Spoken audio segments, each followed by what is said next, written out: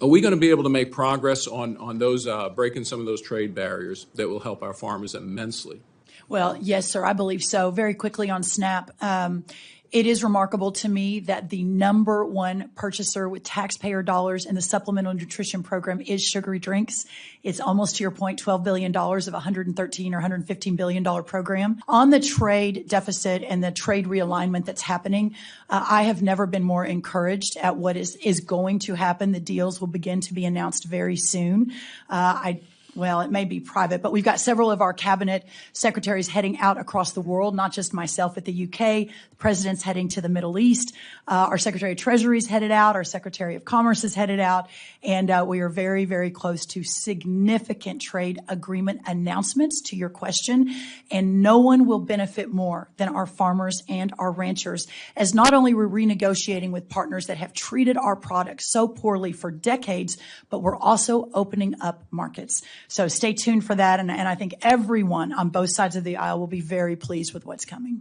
We have heard that it could take weeks or months to understand the impact moving forward, and many farmers and exporters in my district have already lost some business or contracts due to trade uncertainty. And as we harvest this summer, there is some more concern, as you, I'm sure, are well aware. Yes. Has the department had any conversation about standing up any trade assistance program for the impacted farmers as this plays out? We have, and the conversations are continuing. Our goal is that it won't be necessary that these trade deals are moving so quickly. When the president says we're in conversations with more than 100 countries, that's actually true. What steps is the department taking to ensure livestock producers are reimbursed fairly from this pot of money, specifically those who suffered losses from those floods? We now, obviously, in the last few months have turned to the disaster relief. To your point, specifically livestock is your question. And I think it's important to note that that's a lot more complicated because they're block grants and they have to be moved and agreed to by the states. But we are very close. And in fact, later today at a press conference, I'll preview it since you asked, but we'll be announcing the exact dates that the portal's open, that the agreements are reached, and that the money will begin to move. But basically, by the end of this month, money will begin moving out. What involvement has the USDA had with the administration to craft immigration policies that keep these facts in mind? The president himself brought up this issue. And he and I have talked about it at length from the first administration to this one.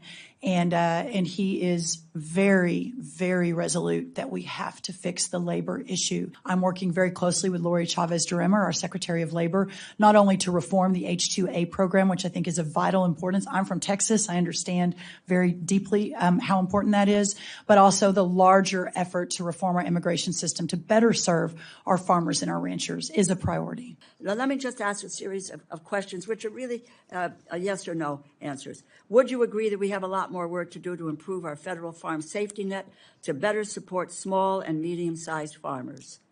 It's very important. Okay. Will you commit to getting disaster aid in farmers' pockets as soon as possible? Yes, ma'am. We're working 24 hours a day on that. Will you ensure that this $220 million grant covers the losses it intended to cover, including crop and livestock losses? We'll do everything we can. It's my understanding that may not be enough, that in fact the losses are bigger than the $220 million. What I want to know is, because I mentioned all kinds of programs that have been funds frozen, terminated. Well, you're talking about the $220 million from Congress. So are we talking about that, or are we talking about bigger things? No, I'm talking about specifically today. I understand more. But we have $220 million right there now that farmers can get access to it, and Will Delacamera cannot get the funds that he needs. Ma'am, it was 3 months ago. The last administration took more than a year. This is extremely complicated. I just said that by the end of the month, the money will begin to move, which is at rapid pace. Yes, the $220 million. So by the end of the month, that money is going to flow. And you know this, that we have to have agreements with every state. It's not that USDA by ourselves sends a check out. I know this. The states so we are working diligently with the states. Me, your ag commissioner's coming in today to talk about it. Right, so exactly. I think I've given a lot of confidence that we're working really hard on that. And it's not about hard work, Madam Secretary. Well, it was about the commitment to what was passed in the Disaster Relief Act of $220 million that is going to farmers. And when will that money flow? You just said it's the end of the month. For the 10th time since I started 40 minutes ago, it will begin to flow by the end of the month. That we will hold you to that effort. Farmland purchases by the CCP, as you've noted, has increased substantially over the past decade.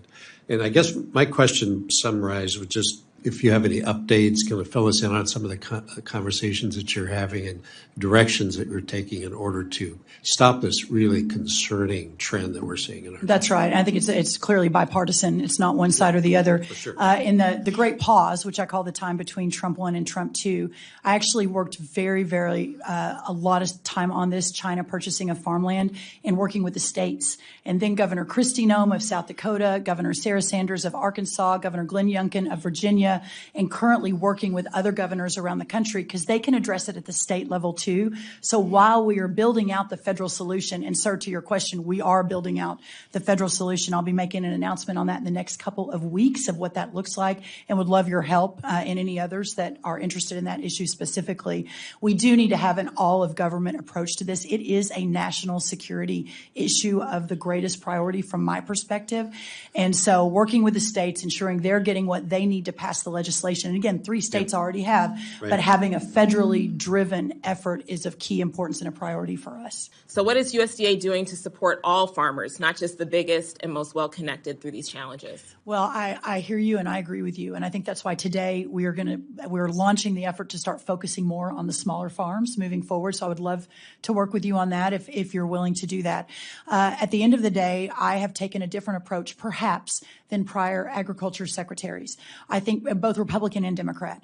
In the past, it was more of a, I don't want to say defensive mode, but more of a wait and see what happens and then be there to sort of pick up the pieces and figure out how to solve for some of the potential, at least short-term damages and long-term.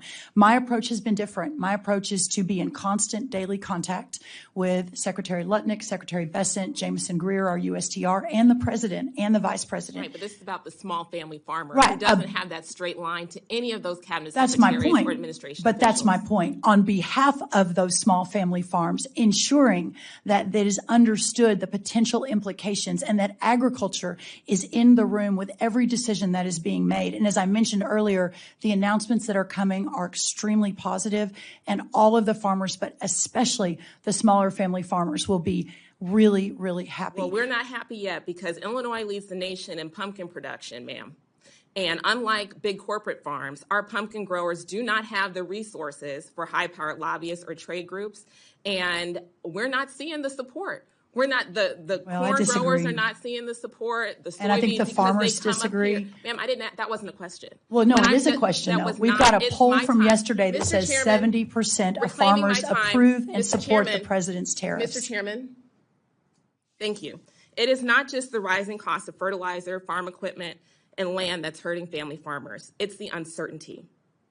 Farmers are the backbone of our rural economy. They need stability for their business and for their future. And right now, they're being crushed by a tariff whiplash, a financial system that holds them back, and USDA that often puts big corporations ahead of family farms. It's not When true. the tariff policy swings widely, farmers struggle to secure the loans that they need to plant their crops and keep their farms running.